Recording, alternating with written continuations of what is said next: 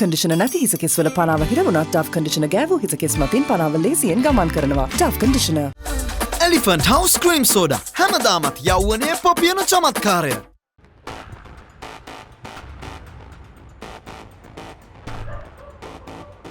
මේ මොකද මේ? දැන් තමුසේ මෙහෙන එක පුරුද්දක් කරගත්තද? මොන පුරුද්දක්ද? ඊයාවේ මේ මාමට කෑම එක දීලා යන්නේ. දැන් මොකටද මේ අද්ද දැන් ආවේ? දැන් ආවේ මේ රොකියාගේ පණිවිඩයකට. අනේ මේ නයන රොකිය අයියට මට පණිවිඩ දෙන්න ඕන නම් එයා මට කෝල් කරලා කියනවා. මේ කාගේවත් අතේ වන්න ඕන නැහැ මට පණිවිඩ. අපිට පාඩු ඉන්න දීලා යනවද මෙහෙන් යන්න? පාඩු ඉන්න දීලා යන්න? යකෝ මේ මොකද මේ කවදාවත් නැති විදිහට එහෙම කතා කරන්නේ? එයි ගේ අතුරේ කවුරු හරි ඉන්නවද? මේ කවදාවත් නැති විදිහට තමයි මට දැන් තමුසට කතා කරන්න වෙලා තියෙන්නේ. මගෙන් ගුටිනකා මෙහෙන් යනවද යන්න? යකෝ. මේකේ ඩෝන් ගින් තියෙන තරම්. නෑ මේ මං දැන් එද්දි දැක්ක අර මොරෝග මුදලාලිගේ දුව අසෙනි. එයාගේ කාර් එක වගේ කාර් එකක් අර එහා පැත්තේ ගේ ඉස්සර නතර කරලා තියෙනවා. ඒකයි මම බැලුවේ. හරි. ඉතින් දැන් ඔයා මොකද්ද කියන්නේ? නෑ මේ එහෙම මොකුත් කියන්නේ නෑ. එයා මේ පැත්තේ ආවත් දන්නේ නෑනේ ඒකයි මං කිව්වේ. ගේ ළඟ නවත්තලා තියෙන වාහන හැම එකක්ම අපේ ගෙදරට එන්නේ නෑනේ.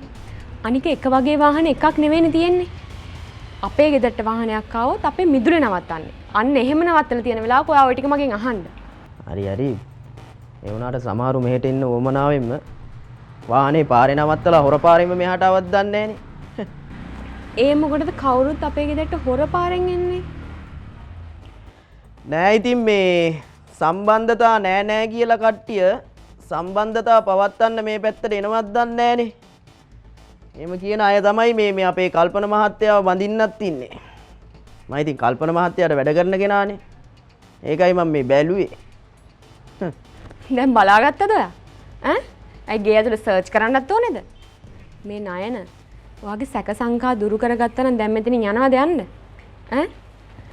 පිරිමියෙක් වගේ වැඩ කරනවකො නිකන් චීත්තයක් වෙන්නේ නැතුව. යකෝ මේකිට ඩෝන් ගිය හැටි.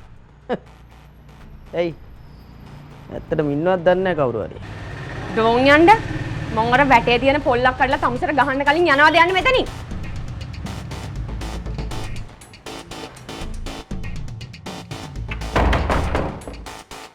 මේකිට ඩෝන් ගිය තරම. යකෝ මේව ඩෝන් යන්න මම එහෙම දෙයක් කිව්වෙත් නෑනේ. ෂුවර් එකටම ගේ ඇතුලේ මොකක් හරි වෙනවා.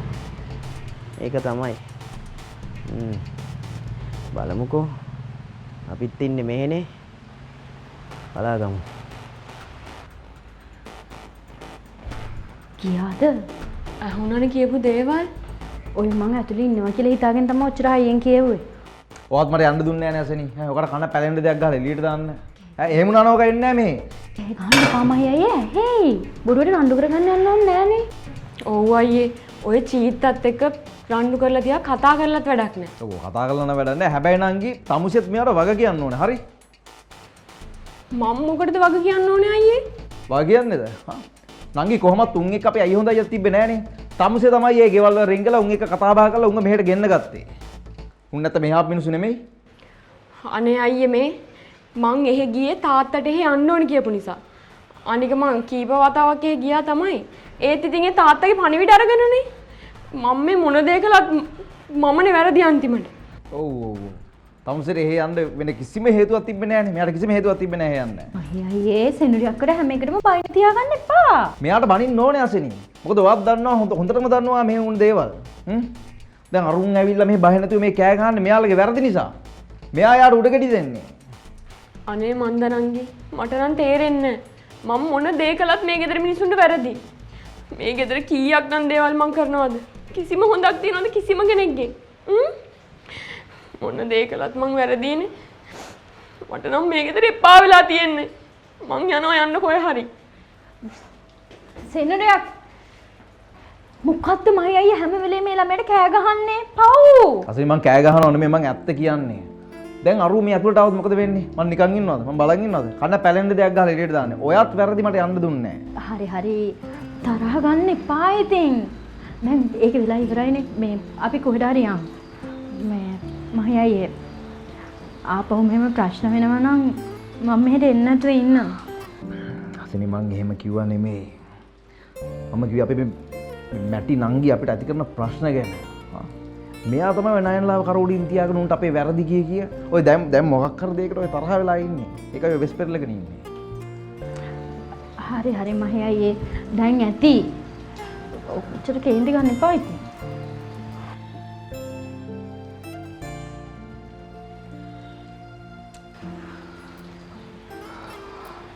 AFC රන්නයි වෙතින් අඩු පුලියට වැඩි මුදලක් 13.21 අමතන්න.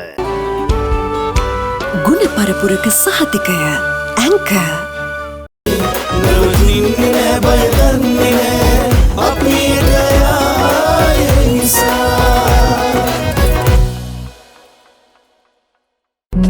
කැලීන් ටීන් සෝප් with rose hip දැන් රුපියල් 90කට.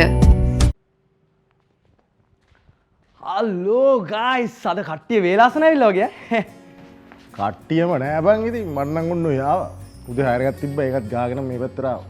උඹ ඉතින් වෙලාවට ආවේ නෑනේ බං. මම වෙලාවට කොහොම සුනිලයි එන්නේ. පොලාලගේ ගෙවල් පැත්තට ගිහිල්ලා ඌට පොඩි සපෝට් එකක් දීලා. ඉතින් ඌවත් වැඩට දාලා එපැයි මම එන්න. මේ මොකද? ආයිද මොකද ලාති? ඒකනේ බං. මොකක්ද ඌ කියේ? ආයි ප්‍රැක්ටිස් වෙන්න බෑ කියනවා. එහෙම රංජන් අයියේ මේ සුනිලයි බෑ කියලා බෑනේ. හැබැයි පොරගේ ආදර කතාව නම් දැන් සක්‍රිය වෙලා තියෙන්නේ. දැන් මෙච්චර කාලයක් මේ වැහිලා තිබ්බ ගිනි කන්ද පුපුරලා ගියොත් කවුරු අලු වෙලා පිච්චිලා යයිද කියලා මට නම් තේරෙන්නේ නැහැ සුනිලයි. ඕ රංජනයි. අඩෝ මොකද්ද බං ඒ කතාව? දැන් ඔය සකුණේ ආවිතරයි ආයි පටන් අරන්ද? නෑ තාම පටන් අරන් නෑ. අනිත් එක තමයි නිල වශයෙන් මේක මාධ්‍යයට ප්‍රකාශ කරලත් නෑ. හැබැයි මේ ගිනි කන්ද පුළුවන් තරම් ඉක්මනට පුපුරයි කියලා නම් මට තේරලා තියෙනවා. මොකද්ද බං මේ?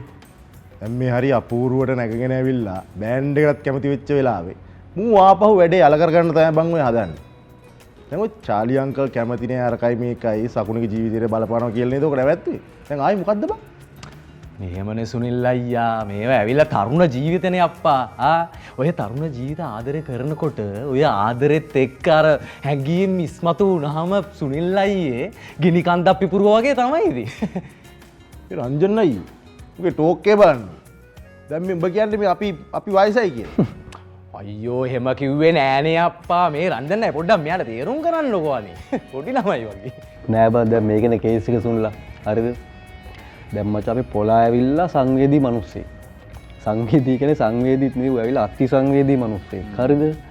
ඉතින් මචං කෙල්ලව දැක්කා. අර සංසාරගත ආදරේ ඉපදුනා.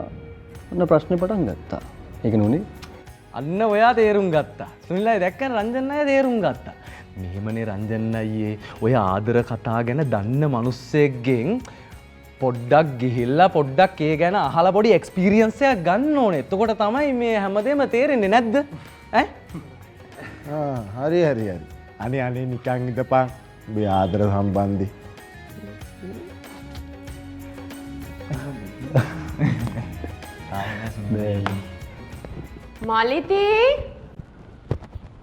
මාලිති මොකද්ද ළමයෝ මෙතන කරන්නේ? උදේට කන්න දවල්ට කන වෙලාවටද? නංගි නම් තාම චූටි. ඔයා දැන් පොඩි බබෙක් නෙවෙයිනේ. මට මේ නිවාඩු දවසේවත් පොඩ්ඩක් නිදහසේ ඉන්න දෙන්න. ඉවරයක් නෑනේ මේ ඔයාලගේ වැඩ කොච්චර කළා. කළත් ඉතින් කිසි හොඳක් නෑනේ කාගෙන්වත්. ඉතින් මම පුංචිට කරදර කරේ නෑනේ. පුංචිනේ මම හොයාගෙන ආවේ. ආසාවට නෙවෙයිනේ මලිති හොයාගෙන ආවේ. ගිහිල්ලා කන්නකෝ. ඊට පස්සේ ලෙඩ වුණාම මමනේ මේ ගෙදර අයගෙන් බැනුම් අහන්න ඕනේ. ඉතින් ඒකට මොකටද පුංචි බැනුම් අහන්නේ? මමනේ බඩගිනින් ඉන්නේ. ඒක මේ ගෙදර අය දන්නේ නෑනේ. යන්න කන්න. අර ආස කැමත් මං හදලා තියෙනවා. හරි යන්නේ යන්න. දැම්ම බඩගිනි නෑ වගේ. උදේට කොලකෙන්ද බිව්වේ? එහෙනම් තාත්තටයි ලොකු මාමටයි සීයටයි කියන්න වාගේ වුණාවට තමයි නොකා ඉන්නේ කියලා. හරි. පුංචි බය නොවී ඉන්නකෝ. ළමයි එහෙම ලෙඩ වෙන්නේ නෑ. ඇත්තටම කියන්නේ. හා. පණ්ඩිතයින් ඉතින් කොහොමද? හිතුන වෙලාවක් කන්නකෝ. මේ මාලිති. ඒ පුංචි එදා අර නයන මාමා ආපු වෙලේ ඔයා ගේ ඇතුලේ හිටියා නේද? ඔව්. අර රොකී මාමගේ පණිවිඩය කියන්න ආපු දවසේ නේද? හිමිජ්ජි වගේ ගේ ඇතුලේ හිටියට ඔක්කොම කේලම් අහගෙන නේද ඉන්නේ. අනේ මම නම් කේලම් ඇහුවේ නෑ. මං ගේ ඇතුළේනේ හිටියේ මට ඇහුණා. අනිත් එක ඉතින් පුංචිත් මාව දැක්කනේ. හරි හරි. දැන් ඔය අහුන එක කාට කාටද කිව්වේ? ලොකු මාමටත් කිව්වද? මම මේ ඒත් බැලුවා අපේ තාත්තට කේලම් කියන්න කවුද කියලා. දැන්නේ තේරුනේ. අයියෝ මං කේලම් කියන්නේ නෑ අනේ. පුංචි එදා නයන මාමට බැන්නනේ. මං හිතුවා ඉතින් එයාට බැන්නේ මොකක් හරි වැරදියක් කිව්වකට කියලා. මං ඒව කාටවත් කියන්නේ නෑ. ඔව් ඔව්. එයා ඇවිල්ලා වැරදි පණිවිඩයක් තමයි කිව්වේ. ඔයාට ඒක තේරෙන්නේ නැතුව ගිහිල්ලා ඔයා ගිහිල්ලා ලොකු මාමගෙනුයි තාත්තගෙනුයි ඇහුවා නම් මට නේ ඒකටත් බැනුම් අහන්න වෙන්නේ. ඒකයි මම ඒක ඔයාගෙන් ඇහුවේ.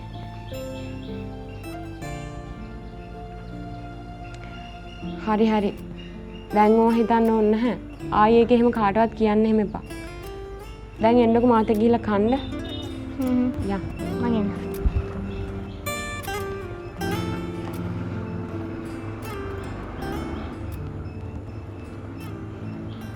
ඇන්කිල් සැඟවුණු කරපොත්තන්ට එරෙහිව ක්‍රියා කරයි. හැන්ගෙන තැන්වලත් හිට් වැඩ කරපොත්තන්ට නෑයිද. SM Mobitel fibre Raj fibre නව සම්බන්ධතා සඳහා 120ක වට්ටමක්.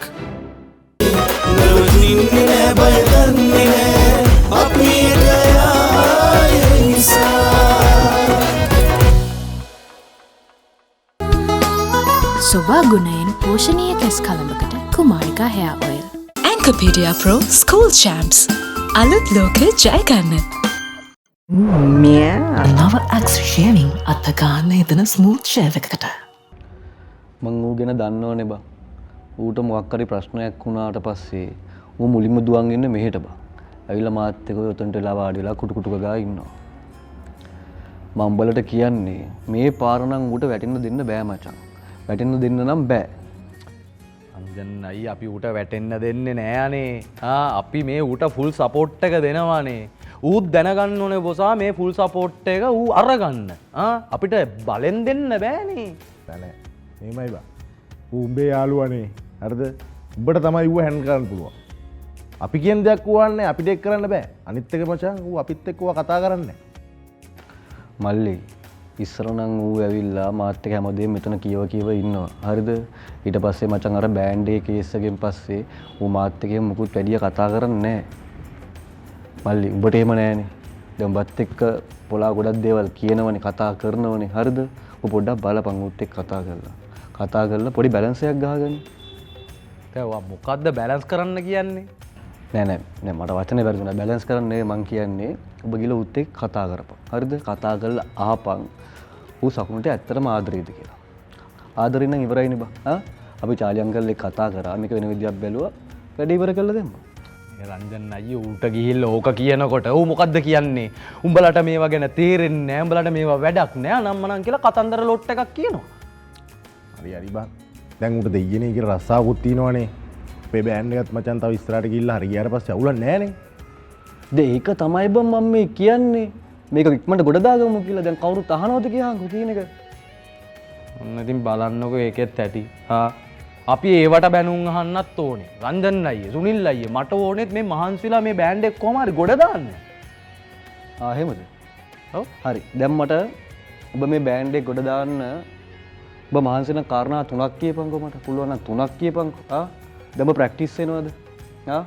දැන් මොකක් හරි අලුත් ෂෝ එකක් ගැන මොකක් හරි හොයන්න ඔබ මහන්සි වෙනවද? අර ඩ්‍රම් සෙට් එකේ කෑල්ලක් කැටලා. කොච්චර දවසක් ඉනවද බං? එක එක්ට තුමනාත් තුන දෙක කෑල්ල හදාගෙන. උමනාවක් තියනවද මං ගානේ? නෑනේ මචං. මොකක්ද දැන් ඔබ කියන උමනාව? නෑ මෙහාපන් මෙහාපන්. හිත රිදෙනවා තමයි මල්ලි ඇත්ත කතා කරන්නේ. කරන්න දෙයක් නෑ මචං. අපි ඇත්ත කතා කරමු. හරි මේම කරමුකෝ.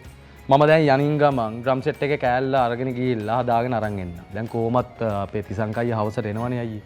ආවට පස්සේ අපි මේකට හරියට ප්ලෑන් එකක් ගහමු මොකද්ද කරන්න කියලා. මෙහෙම ඉඳලා සිරාවටම හරියන්නේ නැහැ.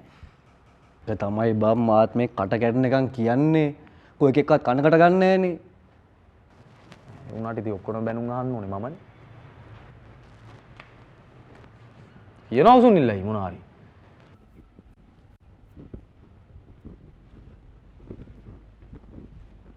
හරි ෂෝ. මොකද්ද මල්ලිද මේ වැඩේ තේරුම? කන වෙලාවේ හරියට කන එක කන්නකෝ. මේක මාර වැඩක් වුණානේ.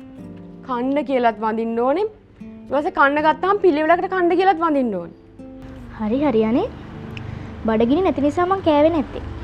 දැන් ඉතින් බඩගිනි නිසා කනවා. කන එක හරි. ඔය කනම නෙවෙයිනේ. ඒ කිව්වේ? ඒ මොකද වෙලා තියෙන්නේ? බත් කණ්ඩායි පොත් කියවන්නයි දෙකක් කරන්න බෑනේ මලිති. එක්ක මුලින්ම බත් එක කාලේ ඉන්න. නැත්නම් ඔයාලට බත් එක කන එකට වඩා පොත් කියවන එක ලොකු වෙනවා. මේක කරලා ඉන්න. ඉතින් අනේ පොත් කියවන එක හොඳ පුරුද්දක්. අනේ ඇත්තනේ. ඔයාලඟ හොඳ පුරුදු විතරයිනේ මලිති තියෙන්නේ. ඒකනේ අර ඊයේ උදේ ඔයයි නංගී හොරෙන් ගිහිල්ලා බිස්කට් ටින් එකම කාලා තියෙන්නේ. නෑ අනේ නංගිට බඩගිනි නිසා. අනිත් එක ඉතින් මං සියගෙන් අහලා කෑවේ. ඔව් ඔව් ඔව්. නිදාගෙන ඉන්න සිය ළඟට ගිහිල්ලා සිය බිස්කට් කන්නද කියලා අහුවාම එයාත් ඉතින් හා කියනවනේ. ඒ වෙලෙට යන එකත් ඉතින් කපටිකමනේ. අයියෝ නෑ. සිය හුම් කියලාත් කිව්වා. ඇත්තද? හරි හරි. දැන් ඉතින් ඒකෙන් වැඩක් නෑ. බිස්කටුත් කාලේ ඉවරයිනේ. මං අර උදේ කියපු වැඩේ ඉවර කරාද? මොකද පුංචි? අර මේ සියගේ කබඩ් එක ගස් කරන්න කියපු එකද? එයාත් ඉතින් පොඩි ළමෙක් වගේනේ. කෑම අරගෙන ගිහිල්ලා ඔබා ගන්නවා කබඩ් එක ඇස්සේ. මං ඒත් බැලුවා මුළු ගෙදරම කූඹි ඉන්නේ අය කියලා. මං කබඩ් එක නම් අස් කරා පුංචි. හැබැයි ඉතින් සියගේ සරමක් නම් කූඹි කාලා. මං ඒක එළියට දැම්මා. ඔයා ඉතින් ඕවත් ගිහලා ලොකු මාමට කියන්නකෝ. මගේ කේලම් විතරක් කියන්න. මං කාගේවත් කියලා ලොකු මාමට කියන්නේ නැහැ හරිද? හරි ගානට තේකෝප්ප ගානක් හදන්න නුවණක්කාර අය ගන්නෙම රත්ති. තෙල්මා ලෝකයේ ලංකාතේ. සුනිල් අයියා දැන් ඉස්සරහට ඡන්දෙනේ එන්නේ. ඡන්ද කියන්නේ ඉතින් ඔයාලට වැඩ ටිකක් සෙට් වෙයි. මට අමතක වුණානේ. ඔයාලට වැඩ ඉන්න විදියක් නැහැනේ. මොකද ඔයාලා ඇමතිලා අඳුරන්නේ නැහැනේ. අනේ තියාගනින් බං උඹේ ඇමතිලා. අපු ඔය පඟර නැට්ට පස්සේ දෙකර නැමීගෙන ෂෝයිල් එකට 2.50ට වැටෙන්නේ නෑ බං. ලස්සන කතා ලස්සන දෙරණෙන්